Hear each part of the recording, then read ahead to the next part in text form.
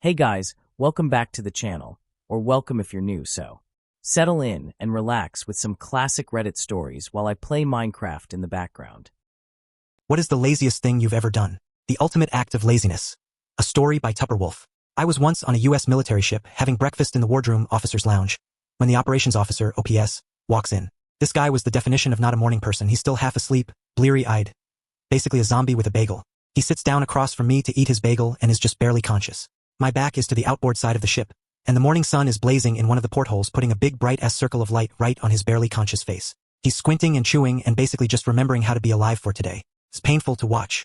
But then zombie OPS stops chewing, slowly picks up the phone, and dials the bridge. In his well-known "I'm still totally asleep" voice, he says, "It's OPS. Could you shift our bar pad?" "Yeah, 165. Thanks." And puts the phone down. And then he just sits there, squinting, waiting. And then, ever so slowly, I realize that big blazing spot of sun has begun to slide off the zombie's face and onto the wall behind him. After a moment it clears his face and he blinks slowly a few times, and the brilliant beauty of what I've just witnessed begins to overwhelm me. By ordering the bridge to adjust the ship's back and forth patrol by about 15 degrees, he's changed our course just enough to reposition the sun off of his face. He's literally just redirected thousands of tons of steel and hundreds of people so that he could get the sun out of his eyes while he eats his bagel. I am in awe. He slowly picks up his bagel, and for a moment I'm terrified at the thought that his own genius may escape him, that he may never appreciate the epic brilliance of his laziness, since he's not going to wake up for another hour. But between his next bites he pauses, looks at me, and gives me the faintest sly grin, before returning to gnaw slowly on his zombie bagel. Next Reddit story. The infamous Swamps of Dagobah story, or Nurse here. This is kind of a long one. I was taking call one night and woke up at 2 in the morning for a general surgery call. Pretty vague, but at the time, I lived in a town that had large populations of young military guys and avid meth users, so late-night emergencies were common. Got to the hospital, where a few more details awaited me. Perirectal abscess. For the uninitiated, this means that somewhere in the immediate vicinity of the asshole, there was a pocket of pus that needed draining. Needless to say, our entire crew was less than thrilled. I went down to the emergency room to transport the patient, and the only thing the ER nurse said as she handed me the chart was, "Have fun with this one." Amongst healthcare professionals, vague statements like that are a bad sign. My patient was a 314 pounds Native American woman who barely fit on the stretcher I was transporting her on. She was rolling frantically side to side and moaning in pain, pulling at her clothes and muttering Hail Marys. I could barely get her name out of her after a few minutes of questioning, so after I confirmed her identity and what we were working on, I figured it was best just to get her to the anesthesiologist so we could knock her out and get this circus started. She continued her theatrics the entire 10-minute ride to the OR, nearly falling off the surgical table as we were trying to put her under anesthetic. We see patients like this a lot, though, chronic drug abusers who don't handle pain well and who have used so many drugs that even increased levels of pain medication don't touch simply because of high tolerance levels. It should be noted, tonight's surgical team was not exactly wet behind the ears. I'd been working in healthcare for several years already, mostly psych and medical settings. I've watched an 88-year-old man tear a 1-inch diameter catheter balloon out of his penis while screaming, "You'll never make me talk." I've been attacked by an HIV-positive neo-Nazi. I've seen some shit. The other nurse had been in the OR as a trauma specialist for over 10 years. The anesthesiologist had done residency at a level 1 trauma center, or as we call them, knife and gun clubs. The surgeon was ex-Army and averaged about 8 words and 2 facial expressions a week. None of us expected what was about to happen next. We got the lady off to sleep, put her into the stirrups, and I began washing off the rectal area. It was red and inflamed, a little bit of pus was seeping through, but it was all pretty standard. Her chart had noted that she'd been injecting 4 drugs through her perineum, so this was obviously an infection from dirty needles or bad drugs, but overall, it didn't seem to warrant her repeated cries of, "Oh Jesus, kill me now." The surgeon steps up with a scalpel, sinks just the tip in, and at the exact same moment, the patient had a muscle twitch in her diaphragm, and just like that, all hell broke loose.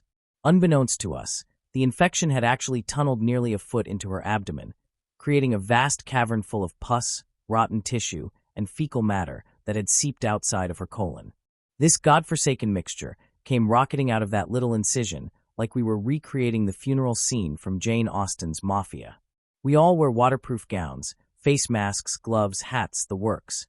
all of which were as helpful as rain boots against a fire hose.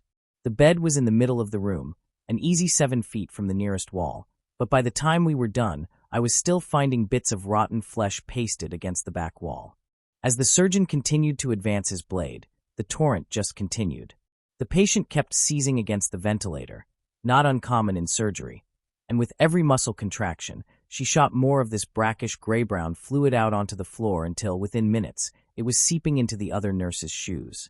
I was nearly 12 feet away, jaw dropped open within my surgical mask, watching the second nurse dry heaving and the surgeon standing on tiptoes to keep this stuff from soaking his socks any further. The smell hit them first. Oh God, I just threw up in my mask. The other nurse was out. She tore off her mask and sprinted out of the room, shoulders still heaving. Then it hit me, mouth still wide open, not able to believe the volume of fluid this woman's body contained. It was like getting a great big bite of the despair and apathy that permeated this woman's life. I couldn't fucking breath. My lungs simply refused to pull any more of that stuff in. The anesthesiologist went down next, an ex-NCAA D1 tailback, his 6'2" frame shaking as he threw open the door to the suite in an attempt to get more air in, letting me glimpse the second nurse still throwing up in the sinks outside the door. Another geyser of pus splashed across the front of the surgeon. The YouTube clip of David at the dentist keeps playing in my head. Is this real life? In all operating rooms, everywhere in the world, regardless of socialized or privatized, secular or religious, big or small, there is one thing the same. Somewhere there is a bottle of peppermint concentrate. Everyone in the department knows where it is. Everyone knows what it is for. And everyone prays to their gods they never have to use it. In times like this, we rub it on the inside of our masks to keep the outside smells at bay long enough to finish the procedure and shower off. I sprinted to our central supply, ripping open the drawer where this vial of ambrosia was kept, and was greeted by an empty fucking box. The bottle had been emptied and not replaced. Somewhere out there was a godless bastard who had used the last of the peppermint oil and not replaced a single fucking drop of it. To this day, if I figure out who it was, I'll kill them with my bare hands, but not before cramming their head up the colon of every last meth user I can find, just so we're even. I darted back into the room with the next best thing I can find, a vial of Mastisol, which is an adhesive rub we use sometimes for bandaging. It's not as good as peppermint, but considering that over 1/3 of the floor was now thoroughly coated in what could easily be mistaken for a combination of bovine afterbirth and maple syrup, we were out of options.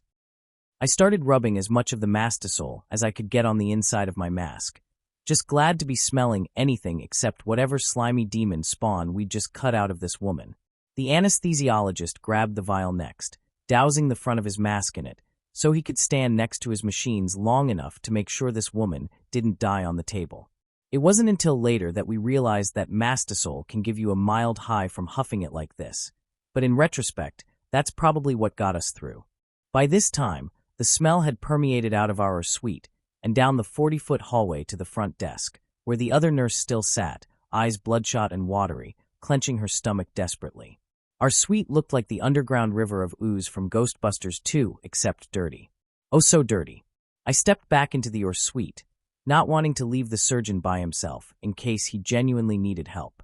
It was like one of those overly artistic representations of a zombie apocalypse you see on fan forums.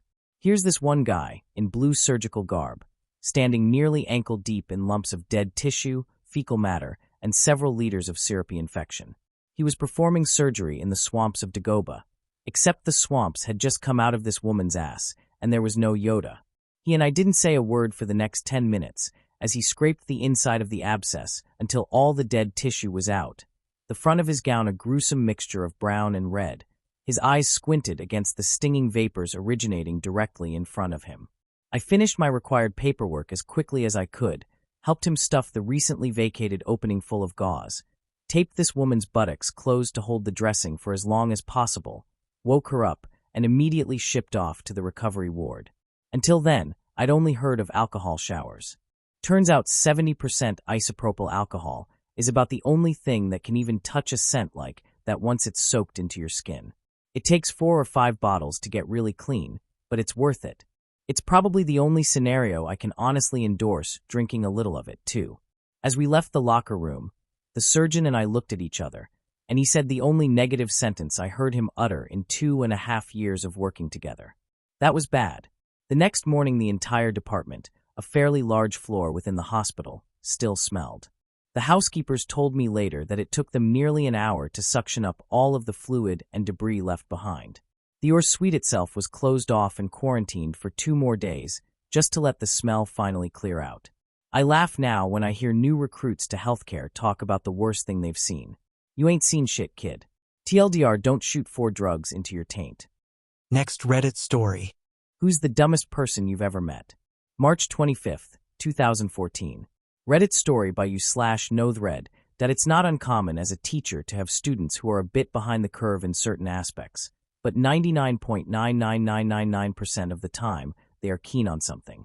They might not understand how to identify a noun or what theme is, but they somehow know how to make a mean plate of nachos. You learn pretty quick to not judge fish for their tree climbing ability, you know? I thought this was the rule when I was teaching until I met Kevin. Kevin isn't his real name, but it doesn't matter because he can't spell it anyway. Kevin was a student of mine during my last year of teaching. He came to my classroom with very little to show for his academic past. He had moved a few times, and thus was missing a lot of typical test scores that we used to try and ballpark their ability. Don't worry, it was a ballpark. We didn't make major decisions until we actually had a chance to talk and work with a student for a bit. I thought that's fine. I'll just do some one-on-one with Kevin and see what's up. One-on-one with Kevin was like conversing with someone who'd forgotten everything in a freak, if not impossible, amnesia incident. There was no evidence that he had learned anything past the 2nd grade. And now he was in 9th grade. Flabbergasted, I figured we needed to get more serious with this. If he was going to be in my class, I needed to know why and how. I decided to meet with him, his guidance counselor, his parents, and another teacher to see what was really going on. This is where it all became clear. It was by some incredible fluke that his family hadn't been wiped off the face of the earth years ago. Odds are his entire heritage was based on blind luck and some type of sick divine intervention that saves his family every time a threat presents itself. Kevin was the genetic pinnacle of this null achievement. Even my instructional lead, a woman who could find a redeeming trait in a Balrog, failed to see any reason this kid or his family should be alive today. So here's a list of events that made it abundantly clear that God exists, and he's laughing uncontrollably. Kevin frequently forgot when / where class was. On more than one occasion, I had to retrieve him from other classrooms. Kevin ate an entire 24-pack of crayons, puked, and then did it again the next day. This is 9th grade. I have no idea where he got crayons. Kevin's dad wrote tuition checks and mailed them to me, his English teacher. This was a public school. When I gave it back to Kevin, voided, to give to his dad with a brief note explaining that this is a public school, Kevin got in trouble for trying to spend it at 711 after school. Kevin was removed from the culinary arts program after leaving a cutting board on the gas stove and starting a fire. Twice. Kevin threw his lunch at the school resource officer and tried to run away. He ran into a door and insisted it wasn't him. Kevin stole my phone during class. I called it. It rang. He denied that it was ringing. Not that it wasn't his, not that he did it. No, he denied that the phone was actually ringing. He tried it 3 times before the end of the year. Kevin called the basketball coach a motherfucking bitch during gym. Basketball tryouts were that afternoon. Kevin tried out. It didn't go well. Kevin's mom could never remember which school he went to. She missed several meetings because she drove to other schools, none of which he ever went to. Kevin tazzed himself in the neck before a football game. Kevin kept a bottle of orange Kool-Aid in his backpack for about 4 months. He thought it would turn into alcohol. He drank it during homeroom and threw up. Kevin say the N-word a lot. Kevin was white. The high school was 84% black. Kevin got beat up a lot. Kevin stole another student's iPhone and tried to sell it back to them. Kevin didn't understand that his grade was dependent on tests, quizzes, homework, classwork, and participation. Kevin finished his first semester with a 3% average. He tried to bribe me with $11. Kevin spit on a girl and said, "You should get out of those wet clothes." The girl was the Spanish student teacher. Kevin didn't know dogs and cats were different animals. Kevin tried to download porn onto a computer in the library, at the circulation desk. While he was logged on, Kevin asked a girl to prom. He was in 9th grade and freshmen don't go to prom. by asking for her phone number and then texting her his address. Kevin got gum in his hair, constantly. Kevin regularly tried to cheat on assignments by knocking the pile over, grabbing one before I had picked them all up, and then writing its name on it wherever there was room. Kevin had several allergies, but neither his parents nor he could remember what they were. They were very concerned that the holiday party, it's high school, we don't have those, would have peanuts. When they finally got a doctor's note, he was allergic to amoxicillin. Kevin and his parents took a trip to Nassau. How the fuck did they even get airline tickets? And forgot all their luggage at home. I didn't believe him when he told me until I talked to his mom, who told me first thing when I saw her at the bi-weekly meeting. Kevin's grandfather apparently died in a chainsaw accident. I can only assume God was looking the other way that day. Update, July 21st, 2015. Then in a completely unrelated thread, OOP gets asked about how Kevin is doing 2 years later. I'm extremely curious. I just read your Kevin post, since it was everywhere anyway, and just wanted to ask some questions. What do you do now, if you're not teaching? Did Kevin influence your decision on quitting teaching? Where do you think Kevin is right now? What is he doing? How many times do people ask you about that post a day? On days where the events mentioned on the post didn't happen, how did Kevin act? No thread. I'm actually between jobs. After teaching, I went into software QA and test writing. Unfortunately, my position was eliminated in a buyout, so I'm on the hunt. Fortunately, I just had an interview for a very awesome product manager position with a web company, so things are going well. Not really. Kevin and his parents were entertaining, honestly. I can deal with stupid. What I couldn't and can't deal with is the politics and just general morale shitshow that is modern education. I got tired of being micromanaged and continually blamed for things that were out of my control. Kevin was honestly a fun part of my career. Kevin graduated in June and now works at a restaurant about 15 minutes away. He has a 2-year-old son and, as far as I know, is getting married to the mother, also graduated in June. From what I hear, he kind of grew out of the stupidity, and having the kid kind of sobered him up. His future FIL is military, though, so that probably had something to do with it. It comes in waves and happens more when I post in more active subs. I'd say 2 to 3 times a day it comes up on here. Usually I don't respond if it's not relevant, but I like how you formatted it, tongue sticking out. He slept in class a lot, or at least kind of just made vague attempts at doing work while either not paying attention or attempting to flirt. In fact, most of the events happened between August and November, or May and June. From December to about mid-April, he was pretty low-key, when he wasn't suspended or lost. I wish OOP the best.